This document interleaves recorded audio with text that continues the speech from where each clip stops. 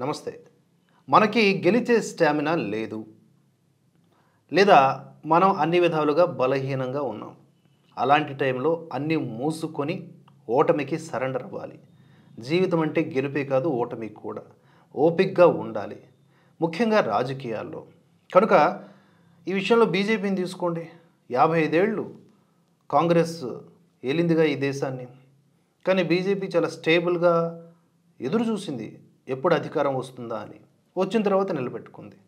మళ్ళీ ఇంకొక పార్టీ అధికారంలోకి వస్తుంది. ఎప్పటికీ ఏది శాశ్వతంగా ఉండిపోదు ఇక్కడ. కానీ ఈ రాజకీయాల్లో పరిపక్వత అనేది లోపించి నీతి నియమాలు అనేవి కనిపించట్లేదు అసలు. తాజాగా బీహార్ ఎన్నికల ప్రచారంలో కొంతమంది నేతలు, అంటే మోదీ వ్యతిరేకులు అనొచ్చు, నేతల కంటే కూడా, మోదీ గారి యొక్క తల్లిని అత్యంత దారుణమైన పదజాలంతో దూషించారు. వీటిని ఏ లెఫ్ట్ ఎకోసిస్టమ్ మీడియా మాట్లాడదు, హైలైట్ చేయదు. అసలు మోరల్ వాల్యూస్ అనేవి ఇలాంటి సందర్భాల్లోనే కదా మనం చూపించాలి. ఇలా మాట్లాడడం తప్పు, ఇలాంటి తిట్లు మంచిది కాదు, మేము మోదీని విమర్శిస్తాము, కానీ ఈ ధోరణి కరెక్ట్ కాదని చెప్పొచ్చు కదా. చెప్పలేకపోతూ ఉంటారు. కారణం చెంచాగిరి. ఏం చేయలేము. ఇక విశ్వగారి కథనం ప్రకారం కొన్ని కీలక అంశాలని చూద్దాం ఈ వీడియోలో.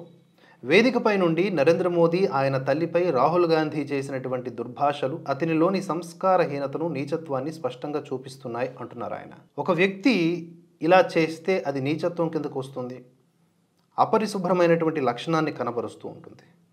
జ్ఞానులు చెప్పినట్లుగా సంకరీకరణ రోగం ఉన్న వ్యక్తిలో మంచి సంస్కారాలు కొరవడతాయి. వారి ప్రవర్తనలో విలువలు, నీతి నియమాలు ఉండవు. ఇప్పుడు బీజేపీ అభిమానులు ఏమంటున్నారంటే మోదీ గారి స్థాయి ముందు రాహుల్ గాంధీ ఆయన కాలి ధూళికి కూడా సరిపోడు అని చెప్పి. సరిపోయిందా? ఇటువంటి మాట్లాడుకోవడానికి కాదు కదా రాజకీయాలు ఉన్నవి.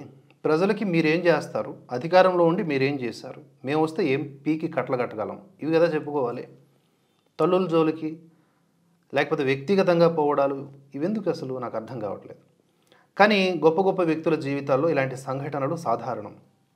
చెడ్డవారు, దిగజారిన వారు మంచివారిపై నిరంతరం వ్యక్తిగత దాడులు చేస్తూనే ఉంటారు. రాముడికి రాజకీయంగా సమాన స్థాయి ఉన్నప్పటికీ రావణుడు అతన్ని ఒక అడవి వ్యక్తిగా పిలిచేవాడు. దుర్యోధనుడు తల్లి కుంతితో సహా పాండవులను దహనం చేయడానికి ప్రయత్నించాడు. ఆధునిక యుగంలో కూడా ఇంగ్లాండ్ రాజు కింగ్ చార్లెస్ ఎన్నో అవమానాలను భరించాడు. ఆయన 75 ఏళ్ల వయస్సులో రాజుగా మారినప్పుడు ప్రజలు ఆయన్ను ఎగతాళి చేశారు. మహారాణి ఎలిజబెత్పై వ్యంగ్యాస్త్రాలు విసిరారు. డొనాల్డ్ ట్రంప్ కుమార్తె ఇవాంకా భారతదేశానికి వచ్చినప్పుడు కొంతమంది ఆమెపై అసభ్యకరమైన వ్యాఖ్యలు చేశారు. నిజానికి ఇది ఒక సామాజిక పతనం. దుమ్ము వజ్రానికి అంటుకొని తన విలువ పెంచుకోవాలని ప్రయత్నిస్తుంది. కానీ చివరకు అది వ్యానిష్ చేయబడుతుంది. తల్లిదండ్రుల గురించి అవమానాలు ఎదుర్కొని గొప్ప వ్యక్తి అంటూ ఎవ్వరూ లేరు. కానీ చివరకు ఏనుగులు ఎలా తమ దారిలో వెళతాయో అలాగే గొప్ప వ్యక్తులు కూడా ముందుకు సాగుతూ ఉంటారు. ఈ ఉదాహరణలే తీసుకుంటే కింగ్ చార్లెస్ ఇప్పటికీ రాజుగానే ఉన్నారు.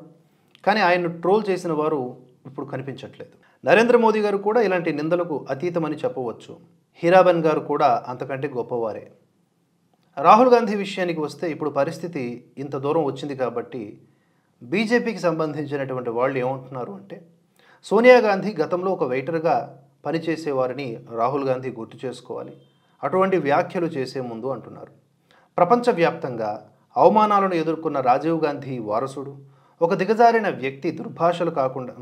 అంతేకాదు బీజేపీ మెంబర్స్ ఇంకా ఏమంటున్నారు, ప్రపంచవ్యాప్తంగా అవమానాలను ఎదుర్కొన్న రాజీవ్ గాంధీ వారసుడు, ఒక దిగజారిన వ్యక్తి దుర్భాషలు కాకుండా మరేం మాట్లాడతాడు అని.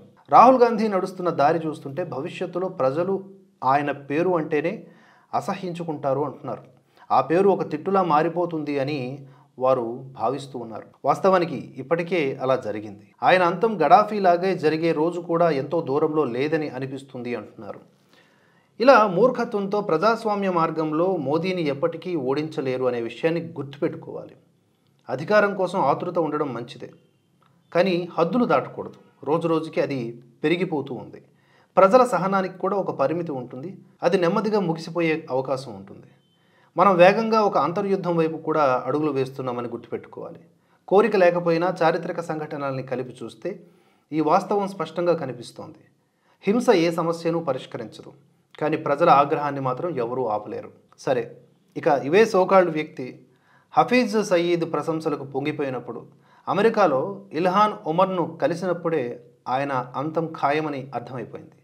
ఇది తన తండ్రి బామ్మ మరణాలను తలపిస్తోంది. మోదీ గారి స్థాయి చాలా భిన్నం.